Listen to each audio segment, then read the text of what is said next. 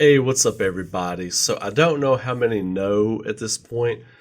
Some of you may not. Some of you probably already heard about it. But Netflix has officially confirmed that there is a live action Resident Evil series in production. At what level of production, I'm not really certain yet. But I just saw the news and I wanted to share this with you all real quick. A lot of you all know my feelings on live action Resident Evil, and they are not good. They are not good. I don't really know what this is about, but the early headlines I've seen, it don't look good already. I'm going to get my thoughts on that, but let's go ahead and read this real quick. I'm over on Polygon, and there's a write up, but basically I'm just going to read the synopsis. And already it sounds convoluted, unnecessarily convoluted, right? Okay, so there's two timelines that the story takes place in. In the first timeline, 14-year-old sisters Jade and Billy Wesker are moved to New Raccoon City. New Raccoon, what? What? And Jade and Billy, I guess those are the daughters of Albert Wesker who don't exist. He's got a son, doesn't have any daughters we know about, so anyway. A manufactured corporate town forced on them right as adolescence is in full swing. But the more time they spend there, the more they come to realize that the town is more than it seems, and their father may be concealing dark secrets, that could destroy the world. Oh my God! Oh my God! There's more. Cut to the second timeline. Well over a decade into the future, there are less than 15 million people left on Earth and more than 6 billion monsters. Give me a break. Give me a break. People and animals infected with the T virus.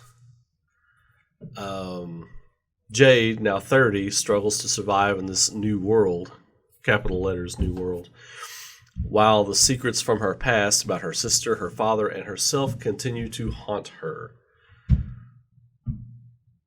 The Netflix, okay, look, Netflix knocks it out of the park, right? Netflix always knocks it out of the park.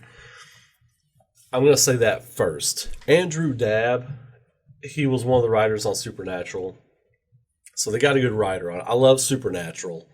It's one of the most fun television shows that's ever been on television. If you're into monster stories and ghost stories and all that swashbuckling kind of action and fun that was. This sounds awful. This sounds dreadful. I'm not gonna lie.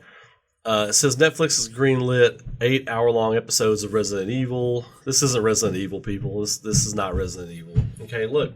Let me go ahead and break this down real quick. Resident Evil is Resident Evil all these years later, one of the biggest franchises in the world, not just gaming, but in the world, because of those original handful of games. The characters, the story. The characters is what makes you come back to Resident Evil. The characters in the story are what make you come back to that franchise. Jill Valentine, one of my favorite characters of all time. Jill Valentine, Chris Redfield, Albert Wesker, who was in this in some capacity or whatever, and his fictitious daughters or whatever that never existed in the games.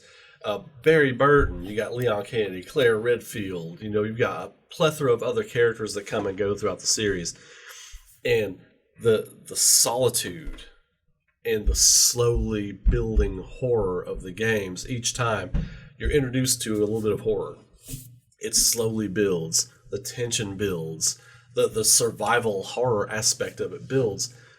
None of the live action stuff has ever gotten it right. Never gotten it right. The closest, in my opinion, it ever came was in the second movie, Resident Evil Apocalypse. There's a shot where Jill Valentine was walking in that church. She had her gun down. She had the pose. I forget the actor's name who was playing her, but she did a fantastic job as Jill.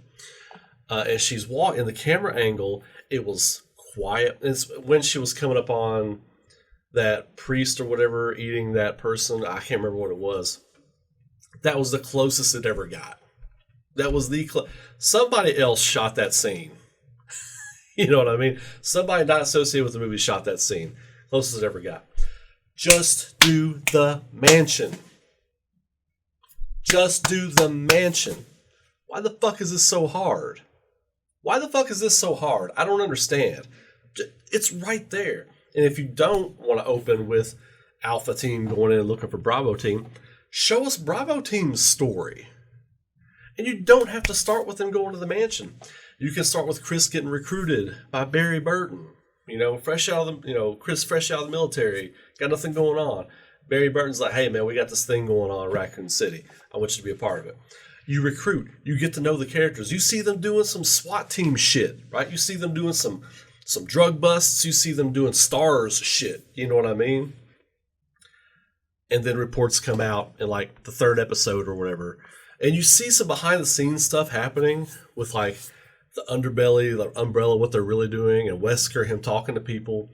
And then you get the reports coming out of people disappearing in the Arklay Mountains. You get reports coming out of people showing up like half-eaten and stuff like that. And then you send Bravo Team in. The first season could be that, and then what happens to Bravo Team? You end that season with Alpha Team being like, we've lost contact, we got to go in. You end the first season with that. Second season, boom, you go in. Alpha Team's going in, Or you could do 13 to 16 episodes and have all that happen in one season. It ain't hard. It ain't hard. These producers, they take 1 + 1 and they turn it into calculus. This is 1 + 1 = 2. This is not calculus. They make it so much harder than it needs to be. I'm not looking forward to this at all. I mean, I'm sure the talent will do a great job. That with the movies, that was never an issue with me. I think all the talent that came in, everybody that was hired to do a job, wherever, everybody did the best they could. The guy that played Wesker in the movie, I thought he did great. He was in 1 or 2 of them. I can't remember. The actress, I can't remember her name. She played Jill Valentine. Fantastic. Carlos was great. But they were all pretty much wrong. But I think the actors did the best they could with the roles. Music was okay. It's just the vision. It wasn't there. There's no vision. It was a cash in. This I have no idea. Why is there 2 timelines? Why is that necessary? Wesker has a son. Why is he not in it? Why'd you have to make up 2 kids that are never mentioned in the pantheon of the story? Whatever they're doing with it, and this doesn't obviously take place in the confines of the story because there is no new Raccoon City. There's like some Neo Raccoon City or whatever. No, there's not. And Albert Wesker is dead. He dies in 5.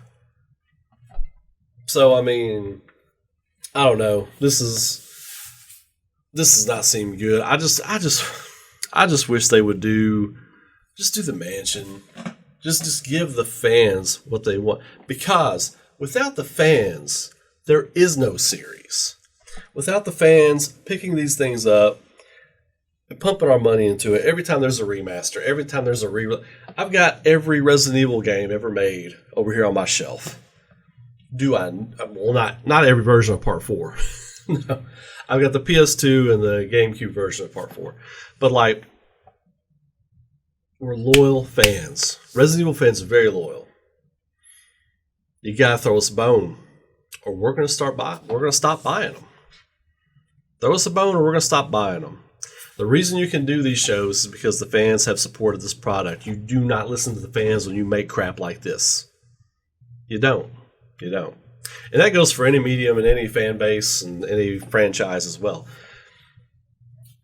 This sucks. This sucks, I'm not going to lie. I mean, I was really excited when some of those fan photoshopped teaser posters came out a few years ago with the mansion door. It was the Haunted Mansion, but it was photoshopped with Resident Evil stuff on it and Netflix and everything. And they got people talking, and there was smoke, and then where there's smoke, there's fire. And I was getting really excited for this announcement. I thought we were going to be sometime in next year with the pandemic and stuff before we heard anything about this. I saw the article drop online. I was excited. I clicked on it. My excitement just evaporated. Just gone. Yeah, it is what it is. You know, I don't know why I'm not surprised. I'm not surprised. So from here on in, I am not. I'm just assuming they're never going to do a good Resident Evil live action. I'm not convinced they're ever going to. Now, the original game characters could pop up in this, but that's not what we want. That's not what we want. It's not like you're developing an original IP and saying, you know, here is this story, or here is this original thing here's this Stranger Things we came up with. Yeah, we're excited for that. Do whatever you want with it. That's your vision. That is not what this is. So anyway, rant over. I'm done with that. Anyway, if you all dig the stuff, like the video, subscribe to the channel. I appreciate all the love and all the support, and I will catch you all in the next video. Keep rocking. I will see you all later.